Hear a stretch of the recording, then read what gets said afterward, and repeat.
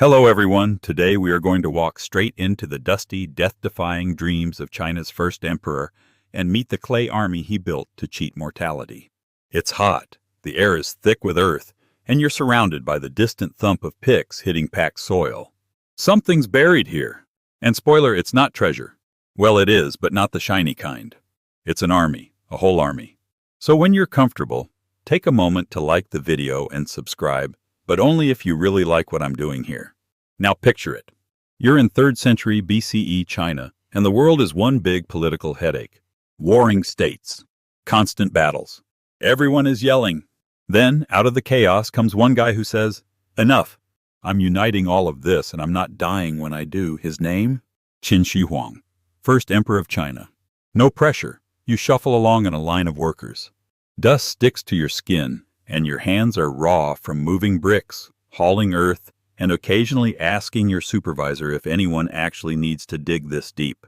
You don't get an answer. All you know is the emperor is building something underground. Something massive. Something that's supposed to make him immortal, or at least scare death into a polite retreat. Authoritative fact, Qin Shi Huang unified China in 221 BCE, creating a centralized empire. He standardized writing, currency, and even axle lengths for carts. Yeah, that detail is real. But with all that power came paranoia and a serious obsession with the afterlife. Word spreads among the workers, whispers mostly, that the emperor believes death is just a technical issue, that he's commissioning a tomb the size of a city, that inside he'll live forever, flanked by an army of clay warriors who never need sleep, food, or paychecks. You think it sounds excessive. Then again, you're not emperor of an entire continent. They say construction began when he was still a teenager. You do the math. That means this tomb has been in the works for decades. You've never seen it, of course. Only the side chambers, the staging areas, the long ramps lined with figures still being shaped. And let's talk about those figures. Some are headless. Some are still in the kiln. Others are already posed, standing in perfect military formation, each one slightly different. Different faces. Different armor, different hairstyles, different boots even. These aren't mass-produced G.I. Joes. They're handmade, life-sized, and weirdly expressive. You look at one and swear he just rolled his eyes at you. You try to crack a joke. Maybe if I stand still long enough, they'll bury me as part of the army. Nobody laughs. Here's the thing, nobody talks much anymore. The deeper the pit gets, the quieter it gets. It's as if the tomb itself is listening. You carry another batch of wet clay down into the carving tunnel. You pass sculptors hunched over torsos, shaping shoulders and arms with the care of portrait artists. One of them looks up, gestures at the pile in your hands, and says, "Don't give me that cheap batch." That one cracks. You nod and swap it for the good clay. Because obviously, when building an army for the afterlife, only the premium mud will do. You've heard that they're using real weapons too. Bronze swords, actual spears. It's not all just for show. If Qin runs into trouble in the underworld, he wants these guys to be ready. You wonder what kind of afterlife needs 8,000 warriors, 130 chariots, and 670 horses. A lively one, apparently. Historians still debate whether the full tomb was ever completed, or if Qin's sudden death in 210 BCE forced workers to seal it up early. Some think traps were never finished. Others argue it's fully operational, just waiting, hidden beneath the earth like a secret you're not supposed to know yet. At night, you sleep in a tent. You dream of silent soldiers, their clay eyes blinking in the dark. One reaches for you, but his fingers crumble before they touch your face. You wake up sweating. The next day, you're ordered to help move another line of figures into the outer chamber. This time, you're assigned to the cavalry unit. That's right, there are clay horses too. They look impressive. Mid-trot, ears forward like they're about to neigh. You wonder if horses go to the afterlife. Then you remember you haven't eaten since dawn. Someone shouts. A statue's arm just cracks straight through. The sculptor wails like he's lost a real soldier. You help patch it with fresh clay. It's weirdly intimate, like first aid for pottery. By the end of the week, your back feels like it's trying to escape your body. The air reeks of ash and sweat and something oddly floral. You find out later that crushed orchid petals were mixed into the emperor's burial perfumes. Because death should smell nice. And then one day you're pulled off duty. No warning, no explanation. Just, that's it, you're done. You walk away from the site, sore and confused, feeling like you just stepped out of a dream and back into regular life. Whatever's happening in that tomb is bigger than you. Bigger than anyone. But part of you still wonders if years from now, someone will walk this land again and uncover what you built. You hope they do.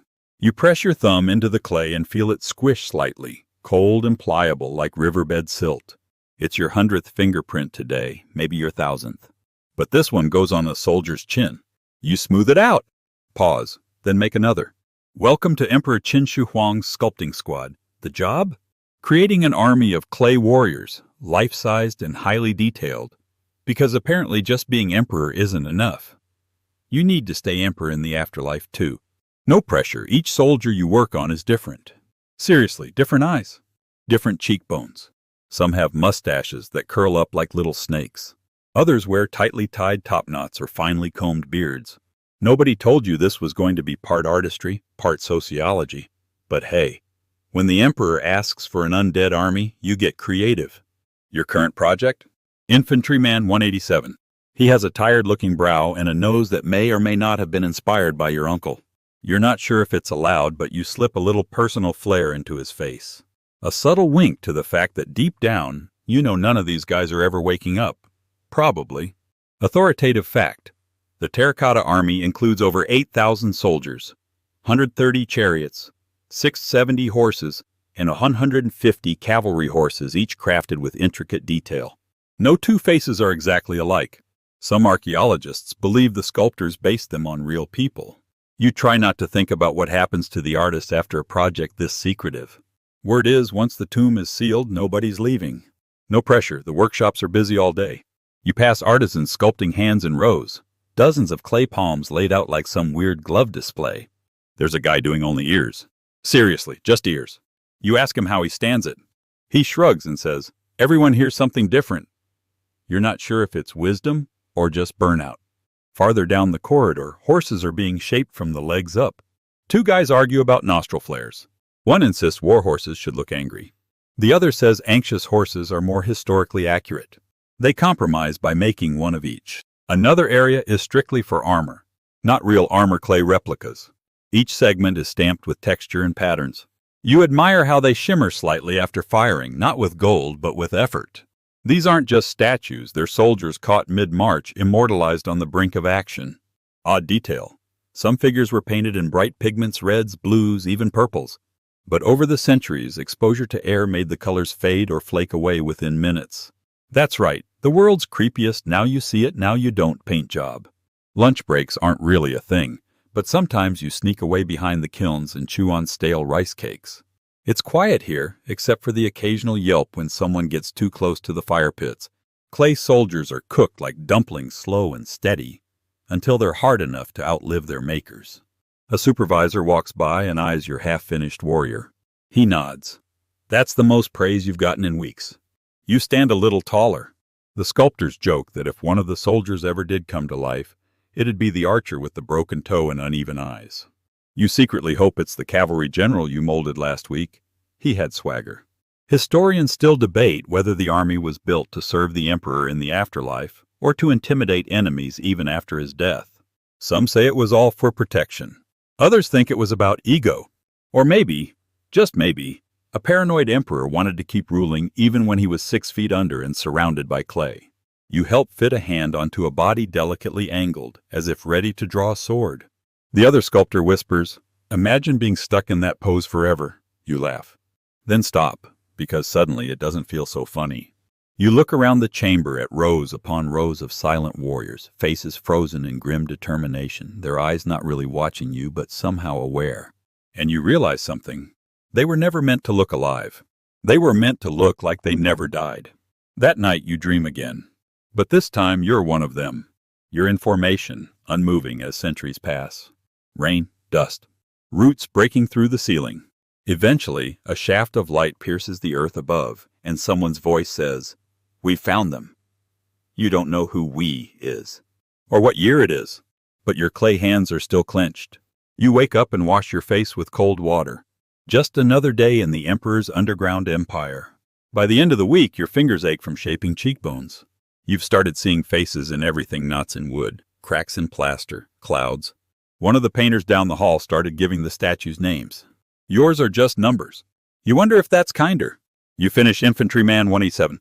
He stands proud, eyebrow slightly furrowed, like he just realized his afterlife gig has no days off. You pat him on the shoulder. Good luck, buddy. Then you start the next one. There's something off about the air today. It smells metallic, sharp, and faintly sweet like rain hitting bronze or something spilled and left too long in a sealed room. You pause near the ramp that leads deeper into the tomb. Nobody's supposed to go in that far. Not without permission. Not unless they're willing to pretend they didn't see what they saw. You've heard the rumors. That past the legions of clay soldiers and the hollow-eyed archers, there's a chamber so massive you can't see the ceiling. That it houses a scale model of China mountains, rivers, palaces, all recreated in stone and silver. And running through it all? Rivers of Mercury. Yes, Mercury, the deadly silvery liquid. The kind that makes people twitch and mumble to themselves if they've touched too much. And apparently, the Emperor thought it would make the rivers in his afterlife shimmer. Charming. You sneak down the ramp. Not far. Just enough to see what you're not supposed to. The tunnel is lined with charred wooden beams reinforced to hold back the earth, but some are starting to bend. The heat down here isn't from the sun. It's something else. Something trapped. You pass a few guards. They look the other way. Maybe they're just as curious. Or maybe they've already seen what you're about to. A sculptor you know once said, "No emperor goes gently." They all scream into the grave. At the time you thought it was poetic nonsense. But as you step farther down and hear the soft hum, no buzz beneath your feet, you start to think he wasn't wrong. Authoritative fact. According to ancient historian Sima Qian, the tomb of Qin Shi Huang contained a replica of China, complete with flowing rivers of Mercury, mechanically triggered crossbows, and celestial ceilings with pearls as stars. Modern tests show high levels of mercury in the surrounding soil, supporting at least part of the legend. You finally reach a sealed gate. Behind it lies the inner chamber. You can't see it, just a faint glow leaking through the cracks, like a lantern left too long in the dark. You think about opening it. Just a peek, then you hear something click. Not loudly, just a soft mechanical snick. You freeze, every part of you says back up, so you do. Carefully, slowly. Because maybe the legends about traps weren't just to scare gravediggers. Maybe someone really did rig this place to stay closed forever. You return to your normal work like nothing happened. But the air still smells weird. And from now on, when someone asks if you want to help just a little deeper inside, you say no. Hard no.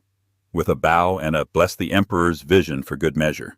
Odd detail. Some crossbow mechanisms buried with the Emperor were allegedly designed to fire automatically if the tomb was disturbed. Whether they were real or just metaphor is still debated. Either way, the fact that people believed it is spooky enough. Back on the surface, construction shifts. You're now helping build the massive earthen mound above the tomb, an artificial hill meant to hide the entrance and symbolize the Emperor's divine mountain. You're handed a basket. Fill it with soil. Dump it, repeat, for hours. But your mind's still back in that tunnel, listening to that buzz. At night, the sculptors gather and talk about what comes after. Not for them, but for him. The Emperor. Some think he's scared of death. Others think he wants to become something else. A god, maybe, or a ghost with a personal army. Historians still debate whether the tomb's traps and layout were meant as real defense or symbolic deterrent. Was it spiritual security? Political theater? Or just an over-engineered flex from a man who unified China and wasn't ready to leave? One guy swears he saw the tomb's ceiling, said it had stars made from pearls and constellations carved in gold. Said when the oil lamps were lit, it looked like night had fallen underground. You ask if he's sure. He says, "You don't forget a sky like that." It's hard to tell what's myth and what's mud out here. Then comes the ceiling. No announcement. Just a quiet, tense morning. You're not called to help that day, which is a blessing. Or maybe a warning. They say hundreds, maybe thousands of workers were locked inside, sealed alive to guard the tomb. It's said in hushed tones. No one confirms it. No one denies it. You just don't see some people again. People who were there yesterday. You stare at the completed mound from a distance. It's smooth, unnatural. A scar on the land. Or maybe a monument. Depends who you ask.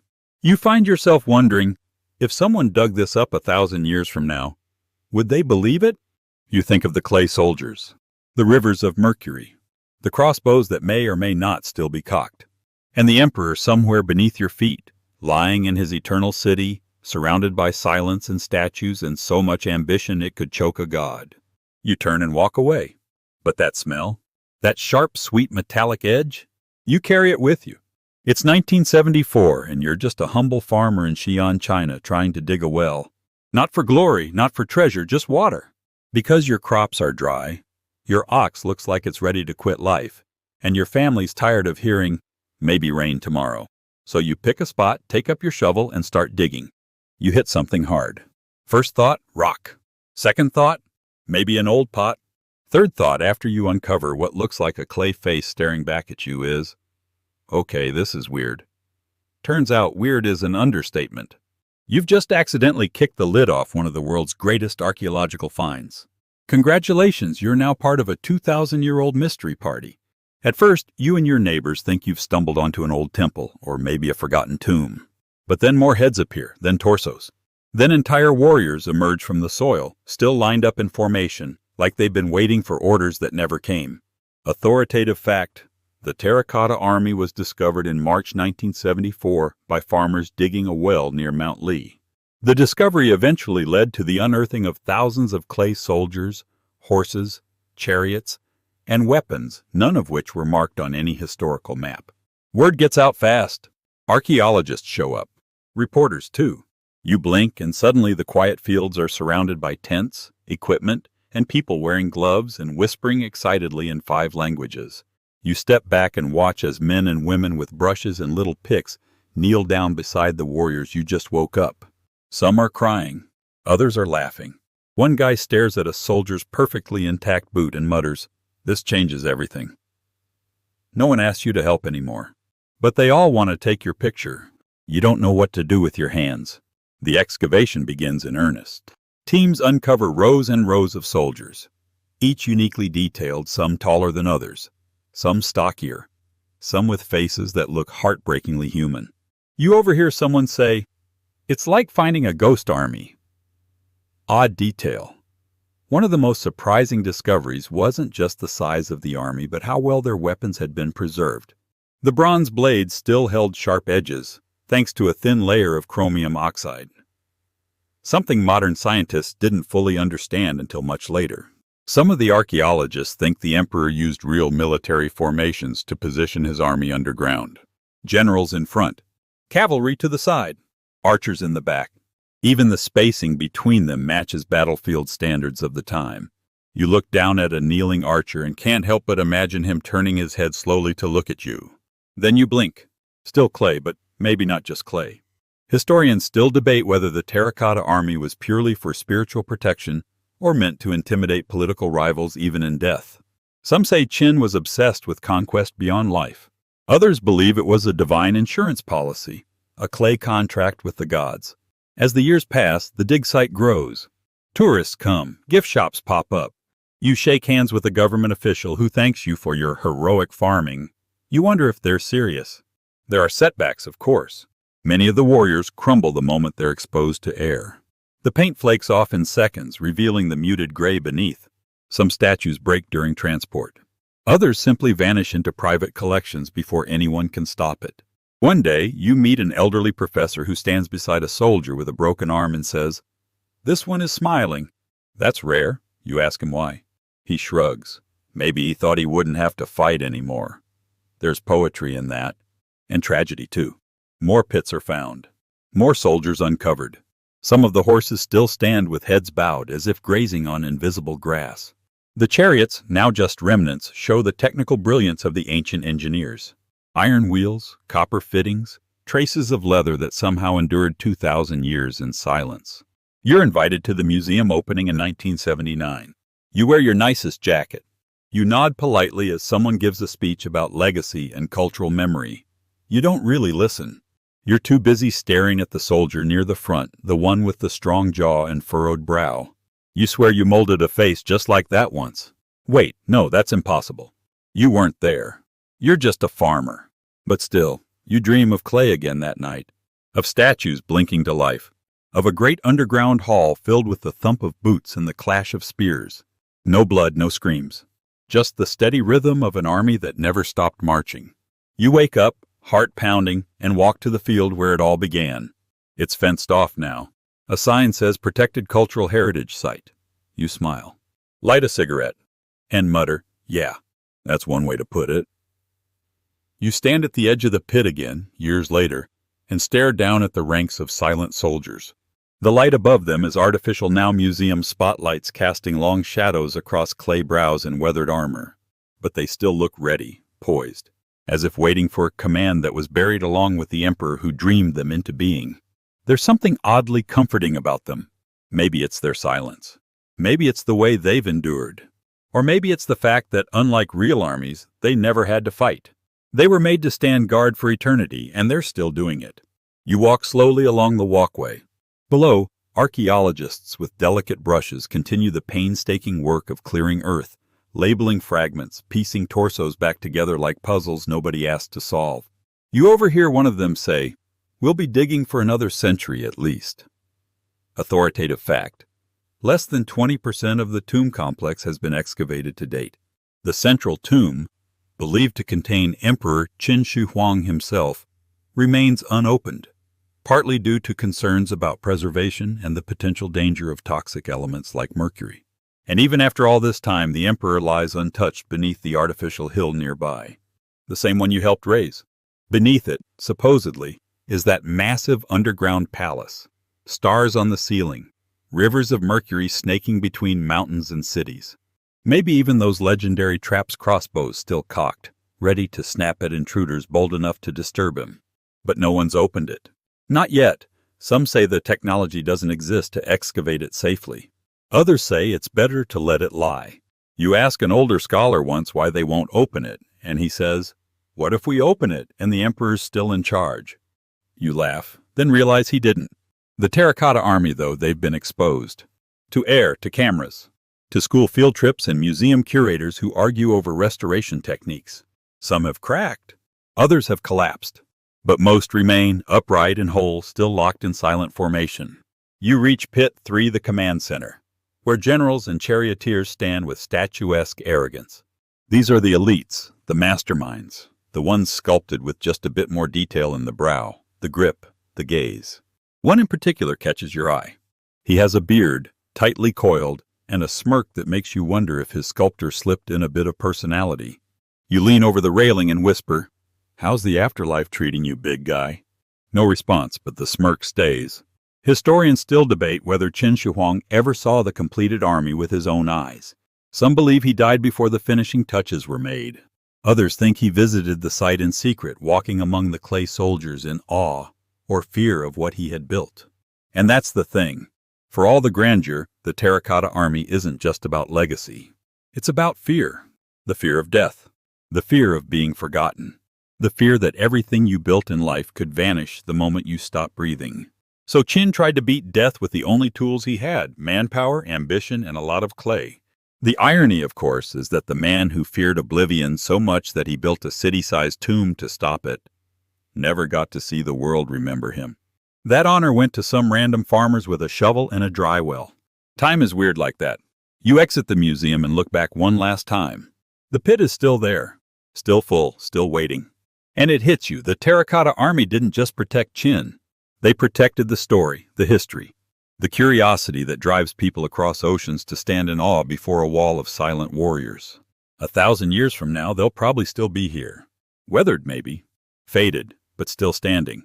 And maybe that's the lesson. Not that you can cheat death, but that if you build something strange and beautiful and a little terrifying, something human, then maybe, just maybe, death will have to wait its turn. So let's take a breath. You've trudged through dirt tunnels, sculpted faces that may or may not resemble your uncle, and listened to silent warriors whisper across time. You've watched a paranoid emperor pour his fear into clay and carve a kingdom underground just to keep control over what comes next. And you've stood in a museum centuries later, wondering what it all means. The Terracotta army isn't just a bunch of statues. It's a monument to human obsession, the drive to leave something behind, even if you have to bury it under a mountain. It's artistic, it's creepy. It's absolutely bonkers. And it worked. Qin Shi Huang is remembered. Not because of his wars. Not even for unifying China. Though let's be real, that was a flex. He's remembered because he made the world's most committed post-mortem power move. But maybe the real immortality belongs to the sculptors, the workers, the nameless thousands who shaped soldiers with tired hands, one curl of beard and one clay boot at a time. Their fingerprints are still on the statues, still preserved, still here, and that's kind of comforting, isn't it? Thanks for walking through the past with me.